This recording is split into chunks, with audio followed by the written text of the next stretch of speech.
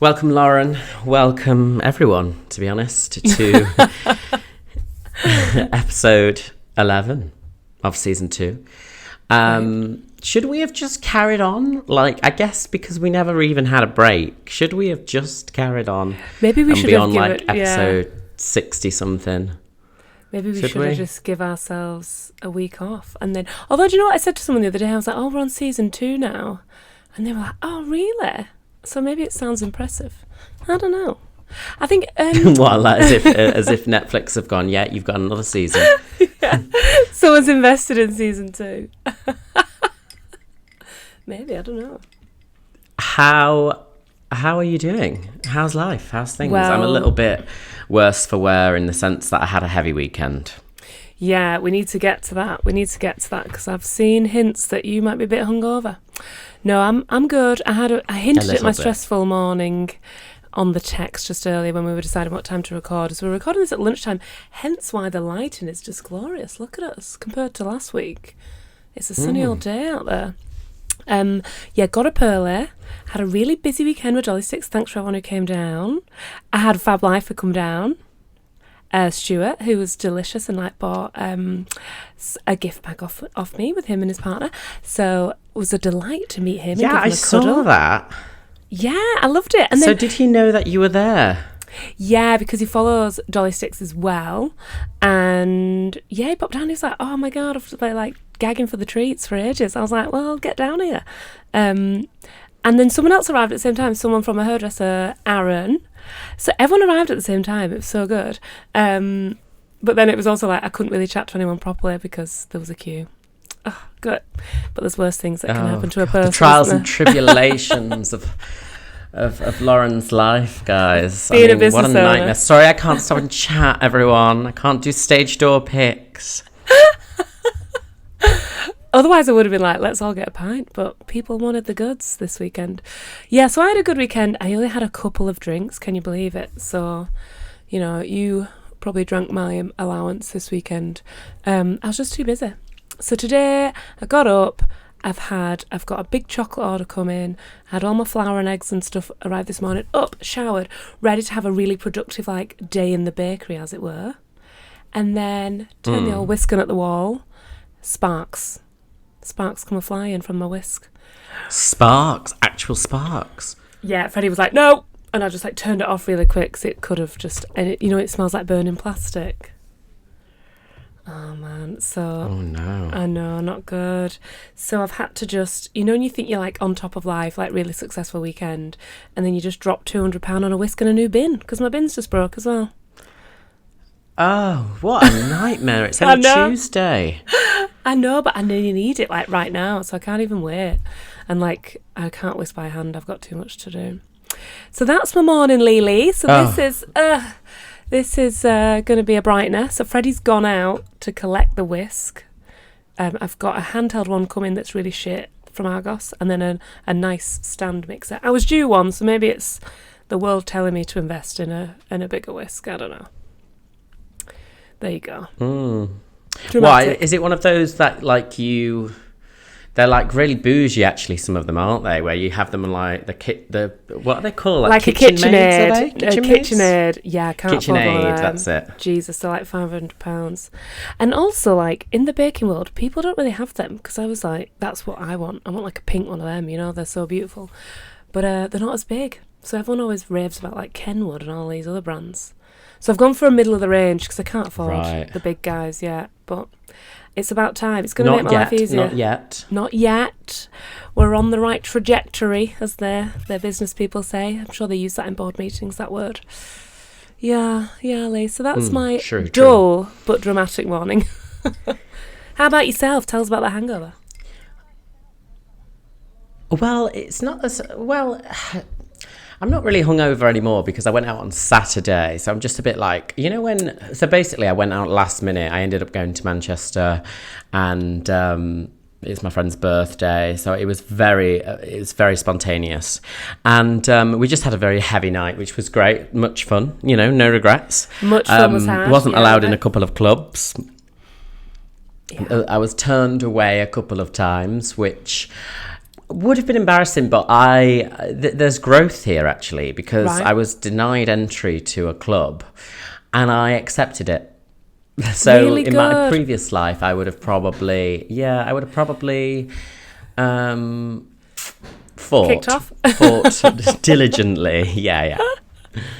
So yeah, it was good. It was anyway. So like my sleep's been a little bit off and whatever, but I'm fine. I'm good, and I had a great weekend.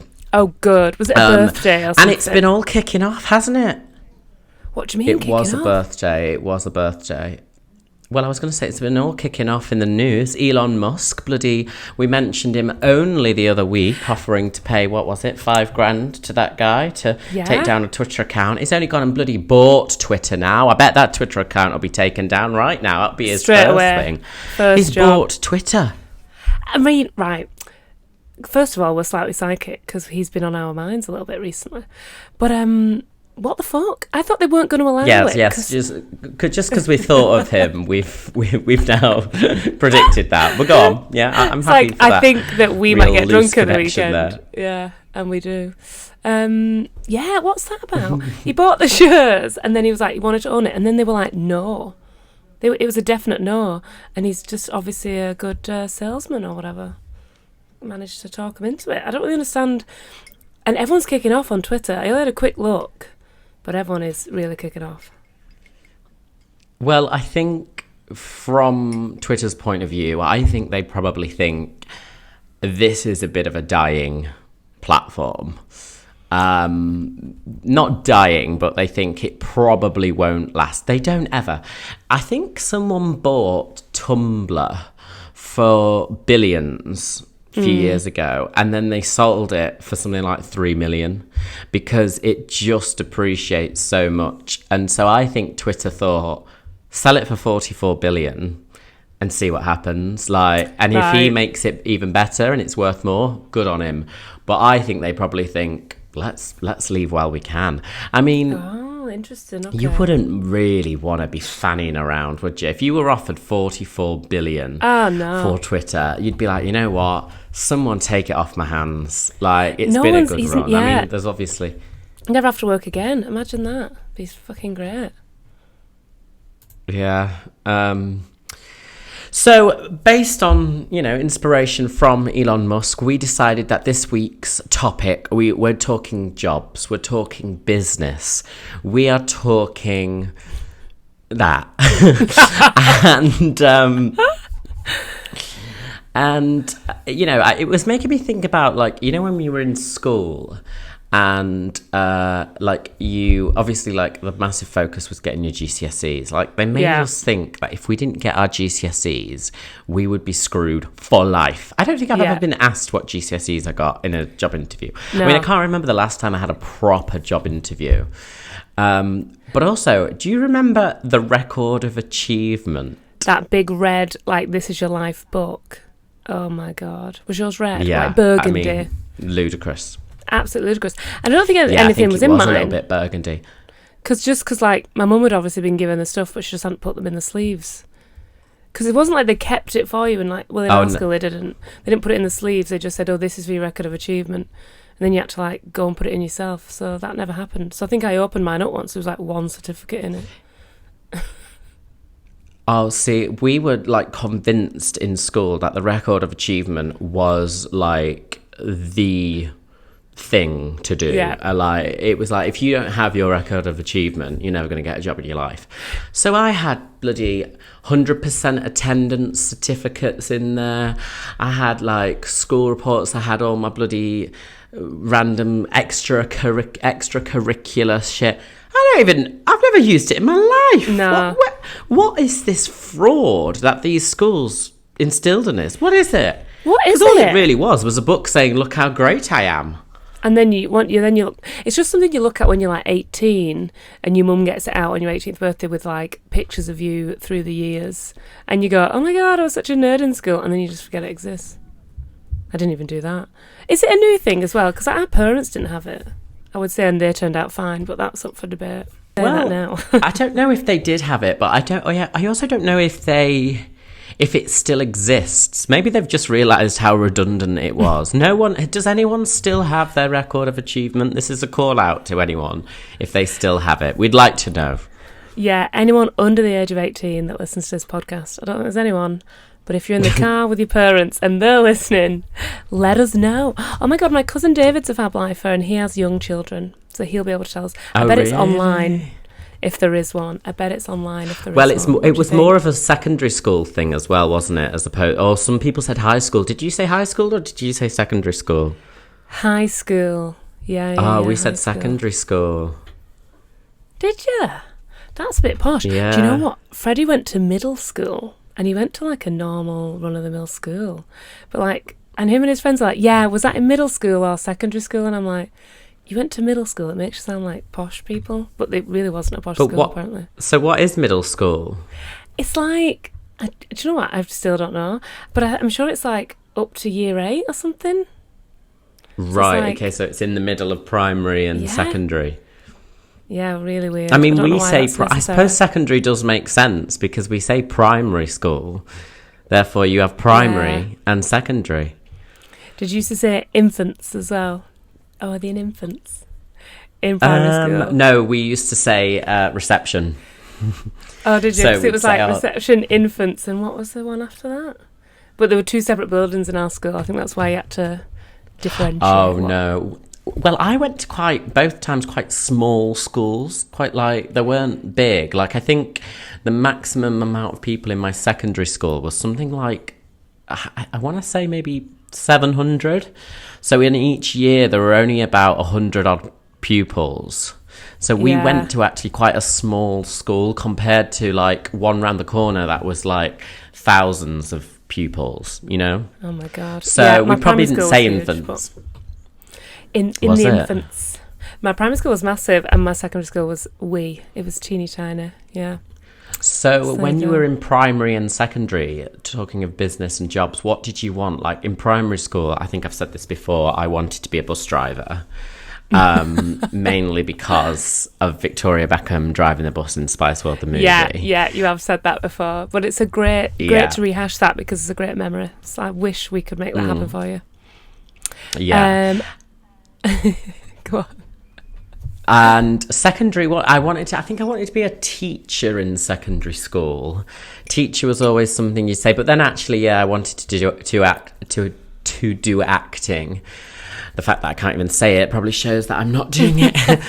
But what about you? What did you want to be, Lauren? I was the same. Like, you go through a phase where you want to be a teacher, and I might have said this before on the pod, but I wanted to be a phone operator. Because, I mean, they don't even exist anymore.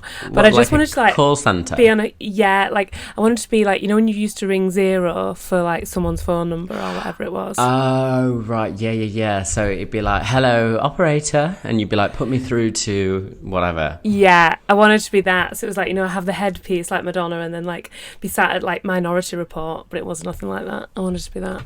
Because I thought it was glamorous. And I wanted to be a model.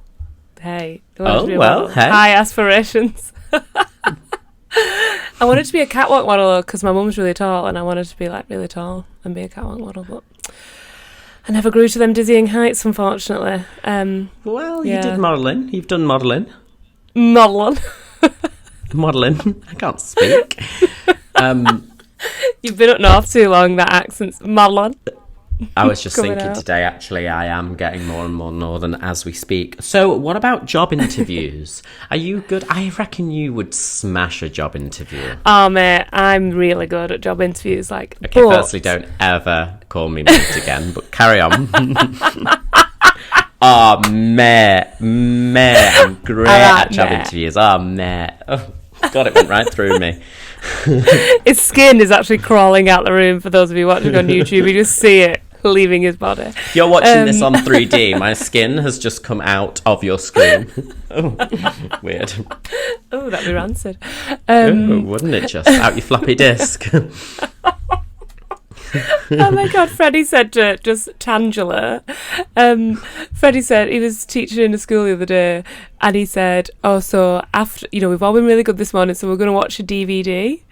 And some girl was like, Sir, what's a DVD? Oh, God, I can't. I knew you were going to say that. And he was like, what? Because he's just in there, like, doing this, like, workshop. You know, he's not a teacher. And he was just like, excuse me? And him and the other, like, facilitator just looked at each other like, oh, Jesus, we're really old. That is one of those things that would just destabilise you so much, wouldn't it? Like, you just wouldn't know where to look, what to say. You would think about it a lot afterwards as well. Like, what's a DVD? That would hit hard. It would hit hard. And the teacher knew what one was, obviously, because he was older, but he did struggle to find something that had a DVD port in it to even put a disc in. So I don't know what he ended up playing it on. It must have been an old telly or an old laptop. God, we used to have, like, projectors. You remember projectors where you'd, like... Overhead projectors. Put on, like, a little mini disc, overhead projectors, and they'd, like, wheel it in on a trolley.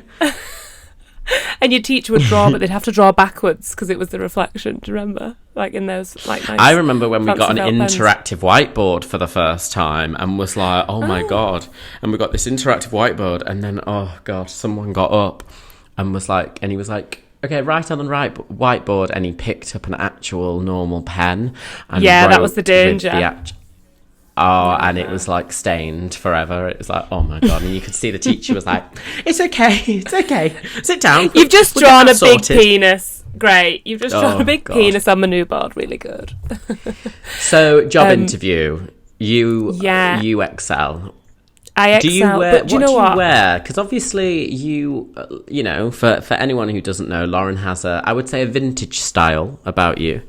Do you wear that kind of style to job interviews, or would you not go as vintagey, depending on what it was? Depends on what it was. I went to a corporate company once and I tried to, like, play it down, but I also, like, you have to give a hint of your personality, don't you? And also so they remember you. And I remember the woman the recruiter, she's like, was specifically for PAs, and she was like, oh, you didn't tell me you dyed your hair pink. And I was like, oh, I thought you said they were all really different in this company and stuff, like for a corporate company. And basically she was a bit like, oh, just tell me next time and I was like, okay, I don't want this job because if you've got a problem with her being baby pink, then you're going to get a shocker. I know, like, some of my outfits come in.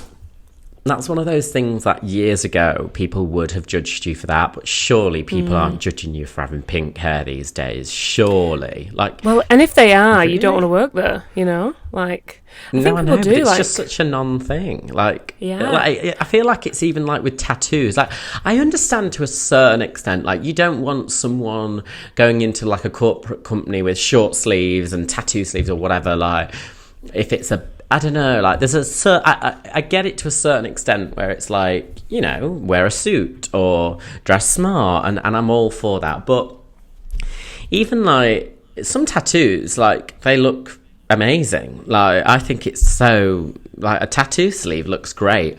So, yeah, if you're walking in with a tattoo of a skull and crossbones on your arm and you're going for a big executive job at a bank, I would probably be a bit like, not, you know. But if it's like, I don't know, a cool tattoo, I don't think I'd be as bothered. I'd actually think, God, you're not going to be as square. Yeah, well, exactly. And, like, yeah, I mean, most tattoos would be covered up anyway. Like, if you were going for a really corporate job, because you'd have long sleeves on. My friend Steph, weirdly, she's a fab lifer. Hey, Steph. She's got beautiful sleeve tattoos, and I'm sure a couple of years ago she said she covers them up for work. And I don't know whether that was because they frowned upon it, or whether she just couldn't be asked talking to people about it because everyone else was quite corporate and they'd all be like, it just wasn't worth the ag because they were so obsessed with it. And she was like, oh my God, like, get a grip. I'll have to double check whether she was actually allowed them. I suppose with girls, tattoos are less frequent, so people would probably be more interested if it was a woman, you know. Yeah, maybe, because they want another story behind it. And it's just like, just let her do her, man. It's fine. So interviews, I'm good, but I also have had a lot of experience because I've had, like, a few office jobs now that I've racked up. And, like, the first few, like, you know, if you've done shit in an interview, I think. But it is, like, a practice makes perfect thing. So you just know how to... All right, so Lauren, let's say this, you know, let's face it. you know, most of our demographic, our listeners, are probably jobless. No, and no, let's say some of them might want to be looking for a job. All right? Yeah. What would your tips for a job interview be? Give us your 3 top tips for a job interview. This is Lauren's top tips for job interviews. Take it away, Lauren. Hi. Number one, I learned this from a recruiter. Really good. Always have, when they say, do you want a drink? Always get one, even if you're not thirsty, because if it's a question or you feel like you've gone on a tangent, just do the sip of water technique. So you go, yeah, well, and it gives you a split second to think about For the purpose of the audio there, Lauren did just take a sip of water. Okay, carry on. And then it gives you a split second to go, right, what job did I show that in? And then you go, well, in my previous role, blah, blah, blah. Or I guess if they ask you a question, could you take a sip of your drink? And as they ask it, it gives you longer to think about it. So you could be like, yeah. So, like, would it do? Yeah. Would it be that? Okay. You don't have to act though while you do it. Like, yeah. Yeah. There's only you across the table. They know it's going to be you that's answering. You don't have to be like, or do that thing like, me. But it wouldn't work with eating, would it? When you're like, you chew and you're like, what? And then you go, rancid. Yes, that's correct. Yeah. I know what you mean. All right, so always have a sip of water. Would you bring your own water? Like, could you pull out your fancy sustainable cup and be like, oh no, it's all right. That could give you an extra few seconds. Yeah, if you have the lid, But again, there's a crossover there, because you could pull out like, your sustainable keep cup or whatever. But if you pulled out a Brita filter as well, they'd think you're a bit weird. There's always these kind of, do you know what I mean? You'll always get offered a drink. And if you don't, then you don't want to work there, because they're not very hospitable. Or you can just say, can I get a glass of water, please? Blah, blah, blah. I think I'd say a coffee. I'd love a coffee. Black, no sugar, thank you. Thank you. Sweet enough. You get both. Get a cup of water, and because the problem is you're talking so much when you do order a hot drink. Because I always have a tea, and it's too hot, so you don't get a chance to drink it until right at the end, and then you just leave like this 3/4 of a cup of coffee on the table at the end. Okay. So tip 1, always take a glass of water or accept a glass of water. That could buy you time. And it also ensures you don't have dry mouth if you're a little bit nervous. So I would say that's a very good tip. Yeah, well done. If you're nervy, babe. What's tip 2? Tip 2 is know your CV inside out, because like the likelihood is they've not had time to have a look at it first. So then they'll say, talk me through your CV. That's always the first question. Or like, and then they'll delve deeper into it. So if you know your CV inside out, like at least like the first 5 jobs or whatever, and then when they say like in which of these roles, blah blah blah, have like a story for each role. And then talking of CVs, don't you think it's hilarious how like everyone in school learnt that CV stands for curriculum vitae, but has never really needed to use it in real life, as in like the word. No one's ever gone, did you get a copy of my curriculum vitae? Like, you just wouldn't say it, would you? Well, you won't get the job. You won't get the job. No, they'd be like, you're a fucking weirdo. I'm going to say this now. I don't think I've written a CV in approximately 10 years. Really? 10 years, probably. I hate writing them. The bullshit. Maybe less than 10 years. Because I did go for that recruitment job. Do you remember when I had like a bit of a quarter-life crisis? I remember that. What happened? Did you even go to the interview? I can't remember the ins and outs. Did I go to the interview? Bloody... what do you mean interview, not plural? They had 3 fucking rounds of interviews. I was like, what the hell is this? Too much. And I got to the final round with the director of the company. It was like bloody judges' houses. And I didn't want to do this. I'd basically been booked for a Sony job, promo, and I got ousted out of it. I lost about thousands of pounds worth of work. I remember so I was meant that. to be a presenter on it. Yeah. And the bloody client, I'm going to name and shame her, Susie, little bitch, decided that she didn't want me and alluded to the fact that I might be a little bit too camp. I mean, me, too camp. What are you talking about? And they said instead they wanted a woman. I was like, I could drag up. Anyway, so I lost that like within 2 weeks, and I had a big tax bill to pay off. I hadn't paid my bloody tax, and I just had a crisis. I was like, I can't do this. I had no work. So my friend was like, you would be an amazing recruiter and you earn a load of money. It's long hours. I was like, oh, money, but long hours. Like, it's not my kind of thing, but I like money. So went to this interview. And I think the first couple of rounds, because I didn't like really care that much, they were just like, oh, this guy's great. Because I was like, yeah. Like, I kind of was probably giving off a vibe as like, you need me. Do you know what I mean? Whereas actually I didn't really know like, what they needed. Yeah. Anyway, the last round was the director of the company, and he was such a like, he wasn't a knob, but he was just a bit of an arse. And there is a difference. I think a knob, you're like, oh, you're such a knob. Whereas like, you can't get past a knob. No, I know you can't. But you can get past an arse, okay? Yeah.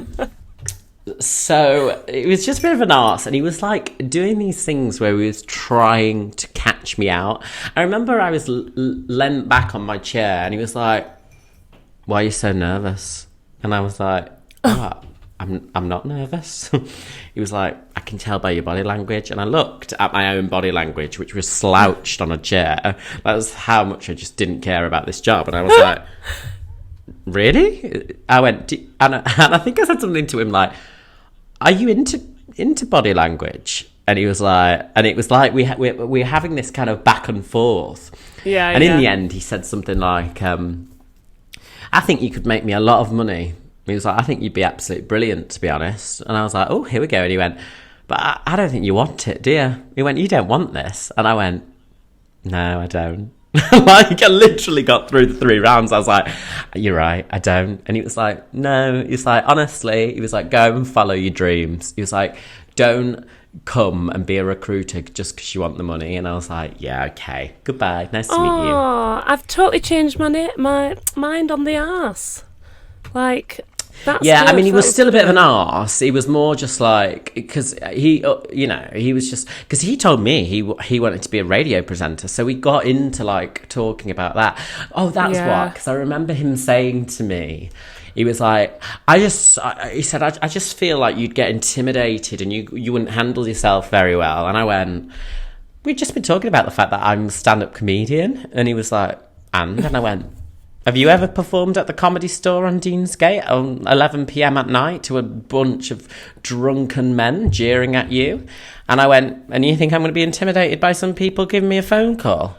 And he was like, oh, okay, well, that's fair enough, blah, blah, blah. And I was like, yeah.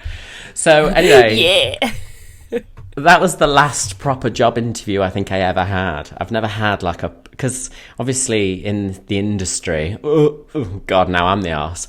But like, you don't have job interviews. You have kind of auditions, or just you have a chat with people, or you send them a video of yourself. Yeah, got a hit. I did a few where I was with like a modelling acting agency as well as like my dance agent, and I did some castings. I used to fucking love them though, because you literally go and pretend to eat pizza and have a laugh, and it's done in like 10 minutes. It's so much better than doing dance auditions, which is such bullshit, and you have to like stand in a queue and get cut and all that shit. They were great. You just go to some studio in Soho and, like I say, pretend to do something weird. Well, have I told you about the time that I got put up for a Butterkist advert? No. Was it like opening the bag? Like, So now I don't know if people know, but adverts pay a lot. Because you get paid a decent amount for the day, but that's not where the money is. The money is in the buyout. So you almost like pay to have your image slapped around everywhere. So this is years ago, like I was probably about 20, 21. And my agent rings me and she's like, oh, I've got you this, blah, blah, blah, blah, blah. It's for a popcorn advert. I was like, oh my God. I was like, I love popcorn. Toffee popcorn.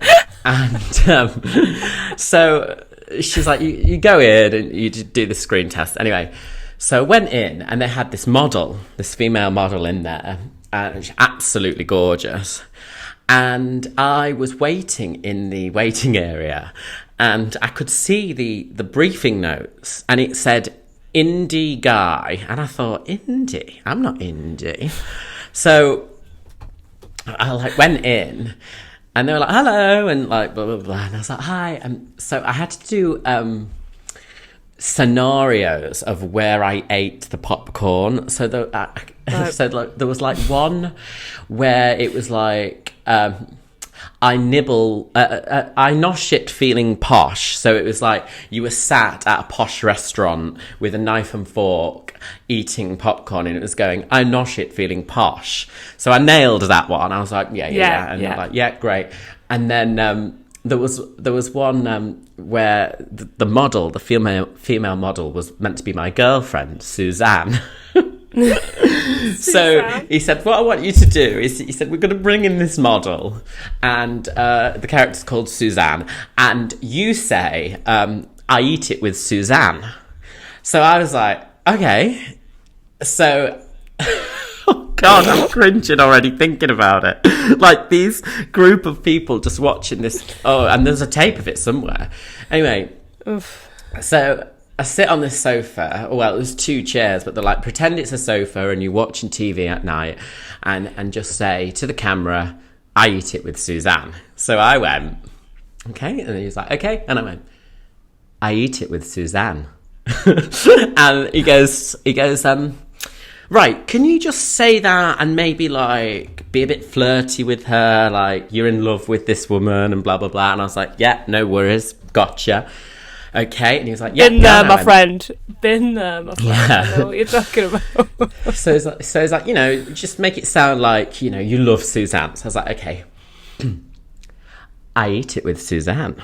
And they were like, a little bit more, you know, flirty, whatever. He's like, maybe look at her when you say it. And I went, okay. So he's like, and again, and I went, okay, I eat it with Suzanne. And I like looked at her and did like a little scrunch of my face, like, and he went, maybe put your arm around her. And I was going, and it was like literally 10 minutes of me just going, I eat it with Suzanne. And it was like, anyway, then they went, oh, do you know what, we're going to do a different scenario now. Suzanne, the model, was like, it was the first, she was gorgeous, and it was probably the first time that day. She's called Tina. She probably thought, I'm not good looking. Like, everyone else has been all over me, and this guy seems repulsed by me because I'm going, I eat it with Suzanne, and I'm like tapping her on the shoulder. Anyway, then they go to me, they said, can you dribble? And I went, I try not to. And they went, no, dribble a football. And they got this football into the room. And dribbling is apparently when you like, you know, you kick it around or whatever. Yeah. So I was like, what? I was like, honestly, at this point, I was probably had more, you know, likelihood of having sex with Suzanne than I was going to be able to dribble this football. So they were like, can you just kick the ball around the room? And I had a piece of popcorn, and I was going, I nibble while I dribble. I nibble while I dribble. It was just was the other hand up? Yeah. So yeah. And then I like tried to do a trick with the ball. So I thought, I'll do a trick, and I like fell over the ball. Oh, honestly, needless to say, I was not the face of Butterkissed anytime soon. But it was so embarrassing. I used to hate it. I hated like auditions like that. There was one time where I went into this audition for a university, like a promo, and again an advert. It was going to be great. And they said, you walk through this door and pretend that a lion has just jumped through the door.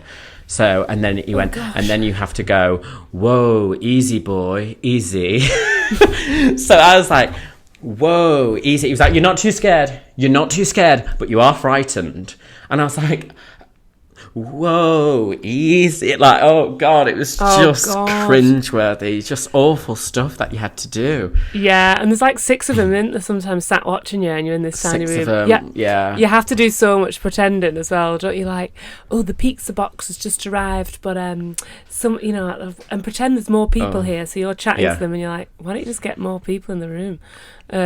Oh God, it's so weird. And the look into the camera ones are the worst, when you have to like really look in. Well, I kind of got used to them though, I think.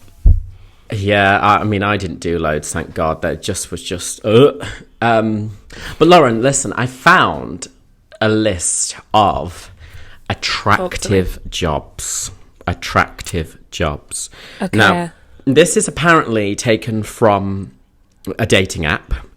And it's released data revealing occupations that are apparently considered the most attractive based on the number of matches that each of them gets, okay? Right, yeah. And this is in the UK, so this is attractive for men as well, okay? So let's see if we both agree with this. Are we both shallow? In fact, I'm going to ask you, what do you think for men? Now, let's just pretend you're not married to lovely Freddie the playwright. Let's pretend that we're both on these dating apps. Because I've just been on a dating app. I've downloaded one, and I've just matched, actually, with a detective. A detective. Oh, my God. What dating app have you downloaded? I'm glad to hear you're back on them. Hinge, I'm back on Hinge. Okay. But I've gone a little bit far with the dating app because... Well, he put, you're a comedian, you haven't told me a joke yet. And I put, well, you haven't solved a crime yet. Because I hate it when people are like, oh, tell me a joke. Me too. So I said, being a detective is definitely up there in cool jobs. I said, I've always wanted to be one, mainly because I wanted to turn up at someone's door and be like, step aside. And then they'd be like, you don't have a warrant. And I push them aside and scoff, I don't need a warrant, and storm in. So I said that to him, and he's yet to reply.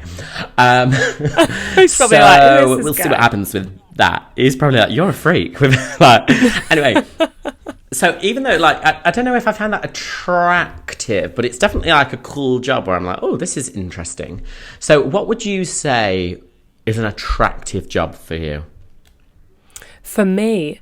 Oh, God, I don't know, actually. As long as it's not like... Or if you could guess, not necessarily for you, like if you can guess, what do you think? We've got a list of top 10 here. Yeah, I think for women, it'll be like, I hate to say it, but well-paid stuff. It's all like going to be old-fashioned stuff. So they'll like a lawyer or a banker. My God, Lauren, lawyer is number one. Lawyer is number one. And then 2 is finance. Oh my God, she knows. Number 2 is finance. What do you think number 3 is? Is this for men and women? This is... this is men's job. So I assume they're thinking of women, women towards men, but it's men's jobs. So you've got the first 2. You've got lawyer and finance. What do you think number 3 is? Like something, maybe tech or something, something like with money. Doctor is number 3. About doctor. Of course it's doctor. Yeah, and then you've got number 4, engineer. Number 5, an investment analyst. Number 6, designer. Number 7, architect. Number 8, trader. I don't think trader is a attractive job to me. I think that would actually be a bit of a red flag. 9, banking, and 10, teacher. Oof. But I saw another list, and I think pilot should be up there. Yeah, pilot is well up there, because a lot of them just seem the same to me. Quite literally.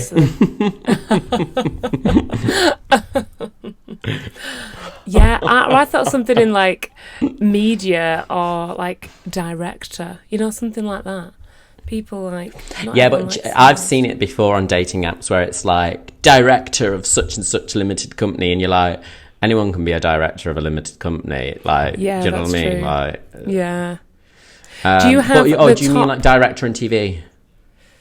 Yeah, director. I nearly said director, the first director in as I guess actually, like company director, but I thought that was too broad. But yeah, director and TV, because you always hope they're going to be like really successful and direct something you've seen. So like creative, but still has money. That's always the key, I think. And then like, do you have the one that for men in women, like what they like in women? Because I reckon it'll just be anything that gives you a hot bod. It's going to be like yoga instructor or like all that bullshit. No, well, apparently, for women, it's registered nurse.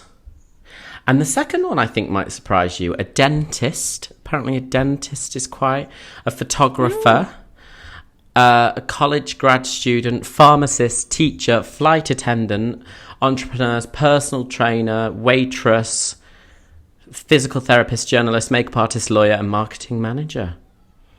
Oh. I mean, they're quite old ones. Yeah. Based on like old data, but I'm old just stats. trying to think what mine would be. What would yours be? I think a doctor's definitely up there. Yeah, you love a doctor. I do love a doctor. They just come in very useful, you know. You're attracted to the smarts as well, though, when they're really clever. Oh, yes, very. Yeah, geekiness. I'm attracted to. Yeah, I think doctor would probably be. Although I'd always think with a doctor, it'd be like, oh, I bet they're always busy, always very busy. Always. Well, it depends what type of doctor they are. If they're a GP, it's slightly different, or if they're a psychiatrist or something, it's practice hours. A dentist would. I would like a dentist because I like oral hygiene. Me too. Free dental work as well because it costs an arm and a leg. It does. I mean, I did date a pilot actually, but trouble with the pilot is it's that very erratic schedules all over the place. You have to be kind of on call for them. Yeah. So that's why a lot of pilots will date like flight attendants and stuff because they're all in the kind of same realm. Yeah, they're all in the same realm, and then you could just shag about. You might never see that person again as well. You might not be in the same. Well, yeah, I guess there's that as well. Yeah. Well, Lauren, this has been episode 11. We've talked jobs. We want to know what your attractive jobs are. What what would you see on a dating app, for example, that would make you go, wow? So send us a message at FabLifePod on Instagram. You can DM us. We do respond to them. Or if you're watching this on the old U of the Tube, leave a little comment and say what you think is an attractive job. Teachers definitely there. If someone said to me as well, I think if a guy said to me he was like a primary school teacher, I'd be like, I think that would be quite cute. I think that would be a nice person. There'd be a lovely person. We need to find you a teacher. Any teachers out there, please DM FabLifePod and I will help set you up on a date with Lee next time he's in London town. Can't wait. Can't bloody wait. All right, then. In the meantime, subscribe if you haven't already. Leave us a nice review. Thank you to everyone who has left us a lovely review in the past week or so. They really do help. And we'll see you next week for episode 12. Maybe Elon Musk will buy Facebook at this point. He's just going to be on a buying spree, isn't he? He is. Oh, my God. Maybe he can invest in the pod. Throw some of them bill our way, Elon. But in the meantime, have a fabulous time. Have a fabulous week. And we'll see you next time on Fab Life. With Lauren and Lee. Oh, well, we